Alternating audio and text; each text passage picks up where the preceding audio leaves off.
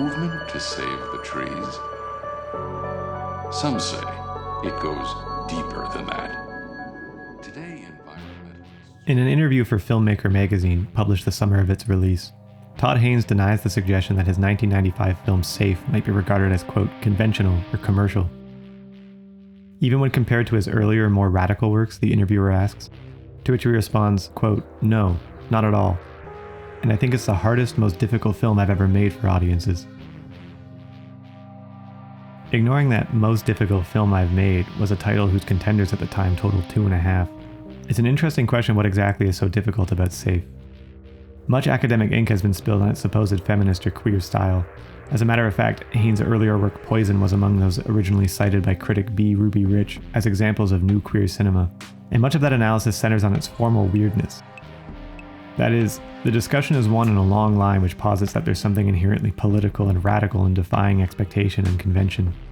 And Safe certainly does this. Wherever one falls in this discussion, watching it now, nearly 30 years after its release, one has to admit its effect has not diminished in the slightest. Its style indeed remains subversive and fascinating, its atmosphere horrifying, and its themes more relevant than ever. Oh my God.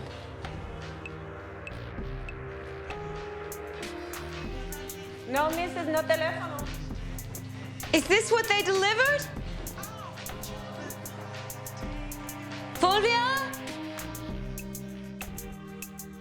The movie starts with an opening credit sequence that could be taken right out of Twin Peaks, music and all.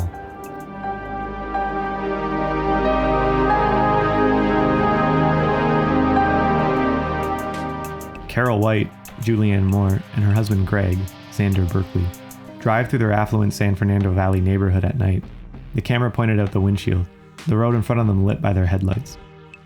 They pull into the garage of their mansion, and then we cut to some of the saddest sex ever seen on film. The tone is set for what will be a dark, leaden affair. That affair centers on Carol, whose routine, rich suburban life is disrupted by a sudden and mysterious illness.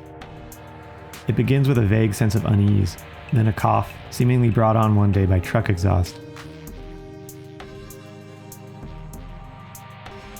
Then come more serious attacks. The doctors can't figure out what's wrong, and the people around her aren't particularly supportive. Then she discovers a growing social movement who locate the source of these problems in all the pollution and chemicals in the air. And in the second half of the film, she joins them at a retreat, a remote communal place where their exposure to chemicals can be controlled, and where they engage in holistic spiritual exercises. The film is set in the late 80s, a few years before its actual release, a time where these New Age holistic movements were proliferating. One of the more remarkable things watching this movie now is that these have only multiplied since. One could just as easily switch out environmental pollutants with 5G signals or processed foods, or the blue light coming from digital screens. It is too perfect that in their contemporary review of the movie, the New York Times mistakenly said it was set in the future. The problem for Carol cannot be any clearer, that her life is without meaning.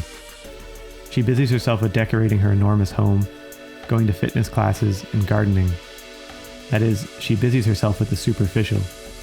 Her husband is distant, and their love life pathetic. She fails to communicate with those around her with any kind of depth. Most characters in the film have on a stunned expression which may have been an influence for Napoleon Dynamite, and they deliver their lines with all kinds of false starts, pauses, and filler words. Well, it was just this thing on getting sick on fumes and bug sprays and stuff. You mean on, like, pollution? Moore's performance in this regard is stellar. She plays Carol so meek and so unsure of herself that it's often painful to watch.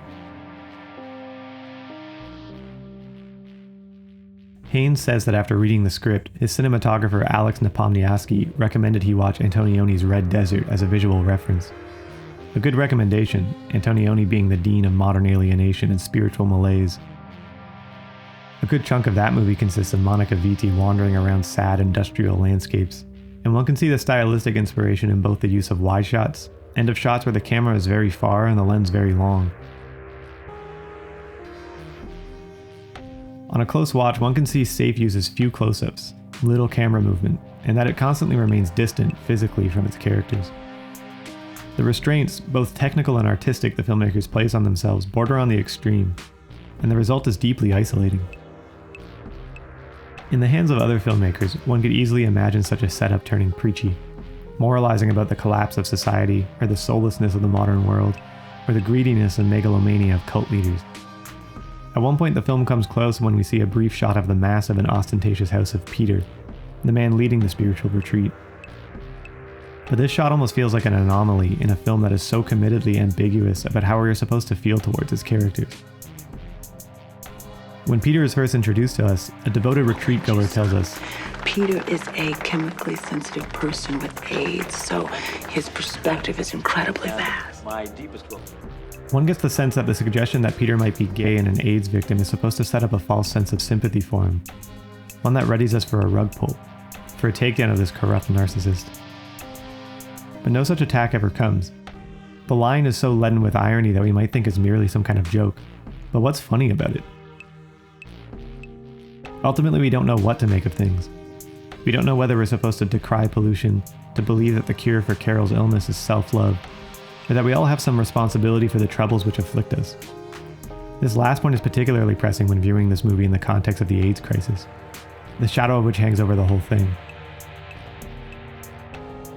Once we reach the final scenes of the film, we realize that there is more being established in the slow, listless early scenes than we might have thought.